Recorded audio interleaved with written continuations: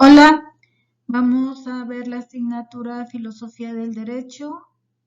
En este momento va a ser el tema 2, las ciencias jurídicas.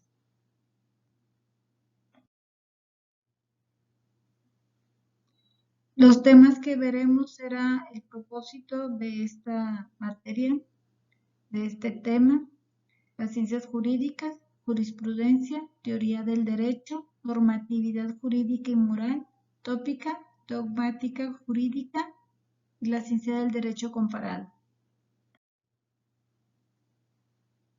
El propósito es la enseñanza y docencia del derecho, porque estamos hablando de una ciencia, de una enseñanza. Aprender los elementos fundamentales de la jurisprudencia que estamos hablando de leyes, de derecho. Las ciencias jurídicas que llamamos saberes jurídicos, porque el saber nos da a producir lo que es una ciencia. Jurídicos, porque estamos hablando de derecho. Las características del razonamiento de las ciencias jurídicas. Los sujetos solo piensan en actos, en su ánimo y se vinculan a hechos. De esto depende que se le atribuya propiedad. ¿Propiedad a qué? A lo que realiza, en su ánimo, en su acción, donde ésta puede ser voluntaria cuando son actos, pero cuando se realiza, pero no en forma voluntaria, lo que corresponde a hechos y de acuerdo a su ánimo de acción en la forma en que lo haya realizado como acto o hechos, se le va a atribuir una propiedad. En lo que es la jurisprudencia, definición clásica, es una ciencia cuyo objeto material es el estudio de lo justo y de lo injusto, o sea que estudia lo que es correcto y lo que es incorrecto, de acuerdo a la situación y en la forma en que se aplique, se va a considerar, como lo acabo de mencionar, justo o injusto. Tomás de Aquino nos afirmaba que para él esto afirma lo primero de la justicia es ordenar las partes en relación, que cada una de las partes sea correspondiente a lo que está relacionado. Jurisprudencia. Se considera que los juicios jurídicos corresponden a la razón práctica. La razón del pensamiento, la razón de entendimiento y llevarlo a la práctica, o sea, a la dialéctica, a un razonamiento lógico, donde la dialéctica es el diálogo con razón y con lógica. Y eso podríamos decir que convierte la jurisprudencia en una ciencia. Entonces la jurisprudencia en una ciencia debe corresponder donde exista una dialéctica. Esta dialéctica es un diálogo con razonamiento lógico que va a corresponder a una razón práctica. En la jurisprudencia es una ciencia que estudia la conveniencia y proporcionalidad de las conductas entre individuos, cómo se comportan, cómo es su forma de ser, cómo es la conveniencia que existe y en qué proporción. Concibe la verdad jurídica como verdad eterna y divina. Quiere decir que esta verdad de leyes, de normas, de derecho debe ser por siempre. Y su ejercicio es una constante y perpetua voluntad. ¿Qué quiere decir? Que debe ser a voluntad, sin obligación, no obligación, no es la palabra correcta, sin coacción, sin coerción, sin que sea a la fuerza, con voluntad por ambas partes. Actualmente jurisprudencia es como la definimos, conocemos y la practicamos en manera actual. Es el conjunto de soluciones dadas por los tribunales, después de reunir cierto número de concordancias en asunto no contemplado en la ley. Esto corresponde cuando hay juicios en situaciones donde lo que está sucediendo no lo encontramos en la ley. Mas, sin embargo, los jueces toman decisiones. Y cuando existen asuntos que tienen concordancias y los jueces dan cierta sentencia, eso nos sirve para formar jurisprudencia. Como lo dijimos, cuando se reúne un cierto número de concordancias. Y como nos decía Ulpiano, la constante y perpetua voluntad de atribuir a cada quien lo suyo, lo que nos corresponde, de acuerdo a lo que nos indique nuestras normas. Teoría del derecho. En teoría entendemos que es una explicación amplia para una variedad de fenómenos que incluyen muchas hipótesis y leyes. En este caso, en la teoría del derecho, Platón decía que el ser humano es el que examina y razona sobre lo que ha visto. ¿Qué quiere decir? Que los animales, por ejemplo, pues pueden ver las cosas, pero no las razonan. En cambio, el ser humano es capaz de examinar, de pensar, de entender, de comprender, de buscar y de ahí obtener un razonamiento sobre lo que ha visto. En la teoría del derecho, parte de esto surge después de la Revolución Francesa una nueva condición del Estado. Distinción kantiana entre normatividad jurídica y moral.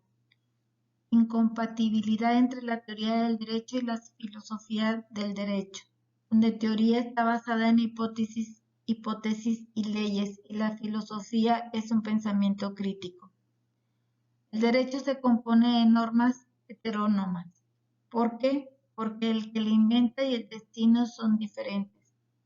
En este caso, la persona que hace la ley normalmente no es aplicable hacia él en el sentido de que no es que está excluido, sino que no ha cometido el delito. Y está destinada a la persona que cometió un delito, mas sin embargo esa persona no hizo la ley. Y en la moral se compone de normas individuales. Cada persona se dicta a sí misma de manera autónoma. ¿Qué quiere decir? Que nosotros tenemos la moral y la moral de un individuo. Individualmente, nosotros la manejamos. Decidimos si nos comportamos con una moral o no la hacemos. Por eso es autónoma, propia, individual. Y para ello solo existe jurídicamente el derecho positivo, la legislación vigente. Quiere decir, o se hace referencia a que lo que realmente se utiliza es la legislación. Obviamente que esté vigente. La tópica de Aristóteles. La tópica es una obra que hizo Aristóteles.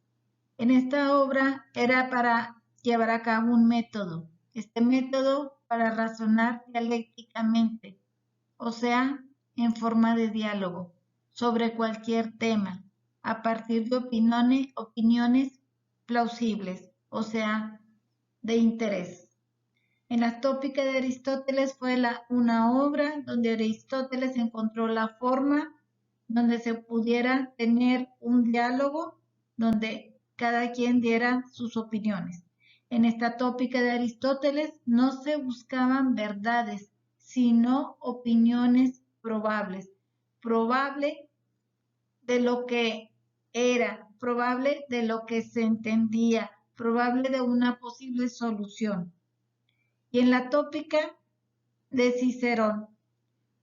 Cicerón también hizo una tópica y se trataba de disciplina propia para encontrar argumentos. Esta disciplina era para realizar obras que ayudaran a los abogados para la retórica y la lógica, donde la retórica es la disciplina que a través de las herramientas del lenguaje busca armar discursos y locuciones con la suficiente fuerza para que se cumplan con los fines de comunicación y persuasión y que sean los más efectivos posibles, que de hecho es esto lo que utilizan los abogados. Entonces, ese era el objetivo de la obra tópica de Cicerón.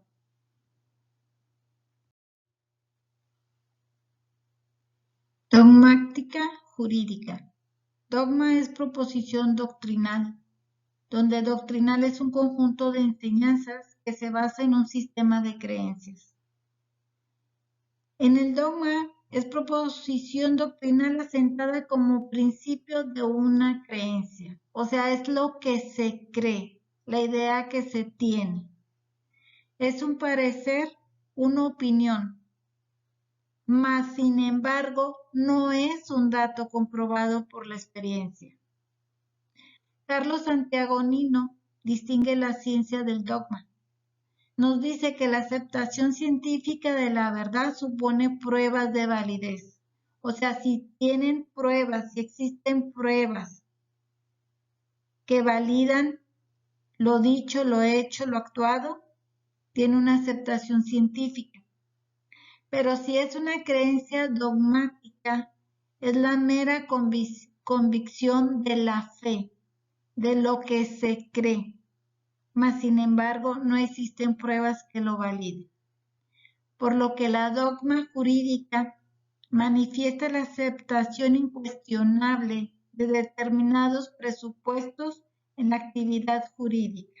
O sea, no lo cuestionan, simplemente se cree, simplemente se tiene fe en lo que es referente a la dogma. En este caso, estamos hablando de la jurídica. La ciencia del derecho comparado. Como su nombre lo dice, es una comparación. Los abogados alemanes a mediados del siglo XIX empezaron el ejercicio de ajuste y concordancia entre cuerpos legales e instituciones de diferentes países y épocas. O sea, empezaron a ver esto, a comparar en qué existe diferencia, en qué están de acuerdo, cómo se hacen unas cosas, cómo se hacen otras, tomando en cuenta las diferentes épocas como diferentes países. En la ciencia del derecho comparado se busca cotejar analíticamente entre diferentes sistemas y legislaciones jurídicas para encontrar factores comunes y diferencias.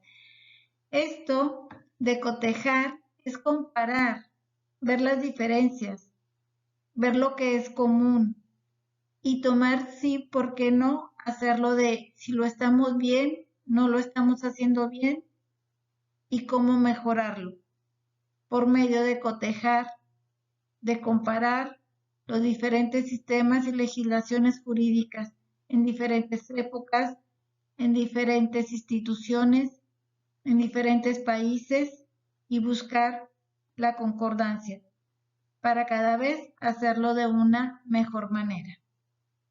Damos por terminado este tema. La bibliografía fue del libro del curso de Filosofía del Derecho de Oxford con los autores de Hernández y Castañeda.